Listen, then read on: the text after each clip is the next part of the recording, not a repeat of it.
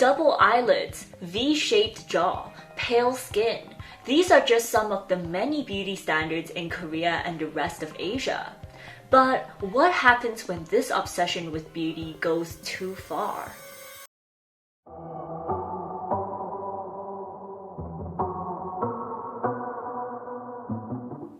Hey guys, welcome back to my channel. So today we're going to be talking about the tragic story of Hang Mioku, a beautiful singer and model who became addicted to plastic surgery and ended up disfiguring her face permanently. But before we dive into Miyoku's story, I wanted to give a huge shout out to today's sponsor, Clutebox. Clutebox is a K-pop subscription box packed to the brim with yummy Korean snacks and merchandise from your favorite K-pop groups. So as you may know, Clutebox recently expanded their collection and they now stock boxes for 13 different artists. So I obviously had to try out one of their new Cluteboxes, which is why this time I decided to go for the aespa Clutebox. So let's take a look at what's inside. Every Clutebox is different, and you never really know what you're gonna get. So opening up your box is always a huge surprise. Is this a mouse pad? Oh my gosh, I've always needed a mouse pad, so this is perfect. Oh, a shirt! I can't wait to wear this. So I'm currently wearing my Ning Ning shirt, which I obviously received in my Clutebox, and what can I say? I love it, and it fits me perfectly.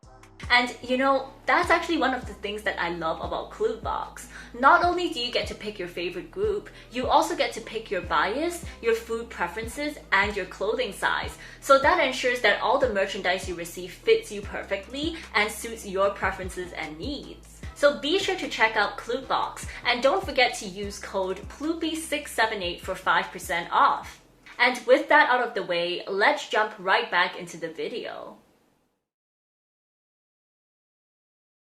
Alright, so Hang Mioku was born in 1963 in South Korea, and she apparently came from a pretty poor family. Her father was unemployed, and her mother would have to go out and borrow money just to buy enough food for Mioku and her siblings. All of these financial struggles growing up actually inspired Mioku to want to become a singer in hopes that she could earn enough money to bring her family out of poverty. Thankfully, when she reached her early 20s, her dreams came true when she found work as a model and cabaret singer in Japan. There, she quickly found success and popularity, and she became widely recognized thanks to her good looks. Now, as you can see from these photos, she was indeed very pretty. She had smooth glowing skin and a vibrant smile, and I guess many people also felt like she had a type of Western beauty to her, which was why she was given the nickname the Korean Brooke Shields. 한국의 브룩 실즈였었어요. 그런 이미지였었어요. 생각 안 나? 아이, 한국의 브룩실즈라고 항상 소개를 사회자들이 할 때 이렇게 소개하고 그랬었거든요. 이뻤었어요. Of course, all of this attention and praise surrounding Miyoku's looks might have seemed like a good thing at first, but it wasn't long before it slowly began taking over her life. I mean, you can imagine that if all anyone talks about is your looks, that kind of becomes your entire identity and sense of self-worth. And sure enough, as time went on, Mioku became more and more obsessed with her appearance. She would allegedly spend hours examining herself in the mirror, to the point where her friends started calling her the Mirror Princess. And she also began fixating on certain flaws on her face, such as her jaw, which she believed was too square, and her skin, which she wanted to make smoother and stronger. And I know, I'm like looking at her photo and I'm thinking, girl, you have flawless skin. I just don't see how it could be any smoother. But you know, Mioku was clearly starting to develop some sort of body dysmorphia at this point.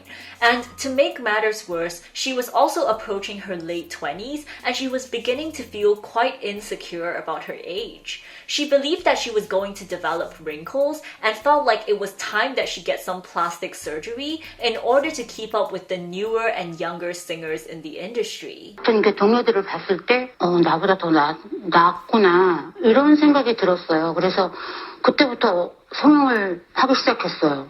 And so finally, at the age of 28, Mioku got her first cosmetic procedure, which I believe was some sort of dermal filler to correct some wrinkles in her forehead. She apparently really liked the results, so she went for another procedure, and another one, and another one, and before she knew it, she was completely hooked. She started getting these procedures more and more regularly, and as time went on, her face started to look quite swollen and puffy. But by this point, Mioku was no longer just getting these procedures for her looks, because she had apparently also begun suffering from schizophrenia. She would hear voices telling her how ugly she was and how much she needed plastic surgery. And according to Mioku, the voices would only stop the moment she got her fillers. So, as you can imagine, that just made her addiction worse, because she was now also getting these fillers as a way to basically get temporary relief from the voices. By the time Mioku reached her mid-30s, her mental health and plastic surgery addiction were so bad that she could no longer find work as a singer. So she had no choice but to return to Korea to live with her family. Now, from my understanding, her family kind of knew that she was going through some mental health issues, but they seemed to think that it was more of like a confidence problem. So, get this, they decided to scrape together the funds to pay for one last surgery so that Mioku could correct everything she wanted to correct once and for all. And they believed that this would finally allow Mioku to be fully content with her appearance and stop getting more procedures. Obviously, we now know that that is not how things work. But back in the 90s, there just wasn't much awareness about body dysmorphia, and her family also had no idea that she was suffering from schizophrenia. So they truly thought that this last surgery would be the cure for Mioku, and they were surprised and disappointed when things didn't work out and Mioku went right back to getting more cosmetic procedures. Additionally, the family had also been paying for Miyoku's mental health treatment, yet she stopped attending all her appointments and didn't seem to be making any progress in her recovery. All of this just caused the family to get more and more frustrated with Mioku, and eventually their relationship got so strained that Mioku moved out and started living on her own. Now this was when Miyoku's life really went downhill. With no supervision or financial support from her family, Miyoku's mental health continued deteriorating, and she burned through her savings as her addiction spun out of control. As money became tighter and tighter, Mioku could no longer afford the cost of going to the plastic surgeons, so she began buying illegal fillers from the black market and injecting them herself. And when she could no longer even afford that, she resorted to using foreign substances, including cooking oil, melted face cream, industrial-grade silicone, and cement. Yep, you heard that right, cement. Needless to say, it wasn't long before these substances started to take effect, but not in a good way. And Mioku was left looking like this. Her face swelled up, expanding to over twice its original size. The substances began migrating down her face, eventually pooling in her chin and neck. And the silicone and cement began to solidify, causing her face to harden permanently. The once beautiful Mioku was now severely disfigured, and her looks once again became the talk of the town, but this time for all the wrong reasons. People began avoiding her on the streets. Children would laugh and point at her, and she was even nicknamed the Fan Lady due to her enlarged face. Finally, in 2004, a South Korean TV station caught wind of Miyoku's story and decided to air a documentary about it in hopes that they could help raise funds for her corrective surgery. During the show, it was revealed that Mioku only had about $2 left in her bank account, and she had actually been living in the dark for the past 6 months because she was unable to afford electricity. Her facial disfigurements were also beginning to take a toll on her health, as all the additional weight on her face and neck were beginning to cause problems like neck strain and affecting her breathing. 그래서 저게 부위가 더 심해지면은 호흡도 곤란할 수가 있고요. 이게 간단하게 설명하면 목 졸라 죽을 수가 있는 거죠. 뭐. Miyoku's sad story tugged on the heartstrings of viewers. The documentary ended up breaking the records for the highest viewership ratings in Korea, and it catapulted Miyoku's story into the international spotlight.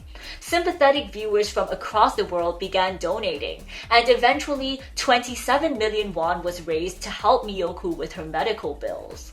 Over the next 8 years, Mioku underwent dozens of corrective surgeries, with doctors removing over 4 kilograms of foreign substances and 60 grams of excess skin from her cheeks and neck. 그러니까 살만 4kg니까 아기가 한 명 반이 얼굴에 있는 거나 마찬가지인데. They also had to cut off parts of her actual face and remove her eyelids due to the fact that the foreign substances had damaged many of her facial tissues. 살 속에 들어간 이물질은 그 조직 안에 이렇게 스며 있기 때문에 그 조직을 다 제거를 해야 돼요. Sadly, these surgeries were obviously unable to completely restore Miyoku's face, and she was still left with what would be considered level 2 facial disabilities, as she was unable to close her eyes and she also had some speech difficulties. But despite this, doctors claimed that her outcome was already a miracle, and she was lucky that she even had her vision considering what she did. 기적이에요, 그 사람. 그냥 그것도 일종의 필러인데 보통 이렇게 필러 잘못 놓으면은 뭐 괴사도 오고 아주 심한 경우에 눈도 멀고 그러거든요. Overall, even though this was an absolutely horrific situation, it did serve as a wake-up call for Mioku, and she found a new lease on life. She finally began to seek proper mental health treatment and slowly came to terms with her new appearance, which allowed her to be more confident going out in public. Eventually, she even attempted to get a job for the first time in years, even though she said that most people were reluctant to hire her due to her disfigurement. 면접에서 많이 떨어져요. 여러 군데 이렇게 돌아다녀 봤는데 면접에서 안 쓴다고 그러더라고요. And in the end, she could only find work shelling nuts for around $200 a month. So that was really the last that we heard from Mioku until around December of 2018, when it was reported that she had sadly passed away at the age of 56 due to unknown causes. There's just so much to unpack with Miyoku's story, and I think it highlights many issues, ranging from the importance of mental health to the dark sides of the plastic surgery industry. But if there's one topic that I think we can all relate to, it is the immense pressure that Mioku felt to look beautiful. 자신감이 생기다 보니까 좋은 거죠, 그게. 그러니까 그러다 보니까 여기 하면 여기도 하고 싶고 저기도 하고 싶고 뭐 전체적으로. Obviously, most of us probably wouldn't take things as far as Mioku, I hope. But, you know, we've all still experienced some body image issues at some point in our lives. Like, I remember when I was a teenager, I used to be pretty unconfident as well. And I didn't really like the fact that I had no curves. I didn't like my glasses. I didn't like my hairstyle. I mean, to be fair, my hairstyle was pretty bad. But overall, I just spent so much time feeling bad about myself and dwelling on the fact that I wasn't as pretty as the popular girls at school or the celebrities on TV and social media. But as I grew older, I actually managed to get over these insecurities. And that was because I came to the realization that there's so much more to a person than their appearance. And I am worth so much more than the way that I look. Obviously, everyone still wants to look good once in a while, and I think it's perfectly fine to try and make some improvements to your appearance. Like, I got rid of those glasses and that hairstyle the moment I could. Thank God. Similarly, if you guys are planning to, get plastic surgery, lose some weight, change up your style, or do whatever you need to do to improve your self-confidence, then I think that you should totally go for it. But I just don't think that we should base our entire sense of self-worth on just the way we look, when we could instead be focusing on much more important aspects of ourselves, such as our talents, our morality, our creativity, actual strengths that can contribute to society. I always find it so sad when I see girls who are so smart, so talented, but feel so bad about themselves just because they don't think they fit the beauty standards. It's like there's so much about this person that they should be proud of, but they're completely neglecting all of their strengths and just focusing on this one little part of them as a person. So if I could give my teenage self or any of you guys struggling one piece of advice, it would be to basically stop letting your looks define you and start giving yourself more credit for your actual strengths and accomplishments instead. And on that note, I wanted to bring this all back to Hang Mioku because we've been talking about her appearance this entire time, and I think it's about time we give her some credit for her talents as well. I actually think she has a really good voice, and it's a pity that her talent was completely overshadowed by all the rhetoric surrounding her looks. So we're gonna end this video with some Hang Mioku voice appreciation time. And yeah, if you enjoyed this video, then please give it a thumbs up and subscribe. Don't forget to follow me on social media and my Patreon, and I'll see you guys soon. Bye!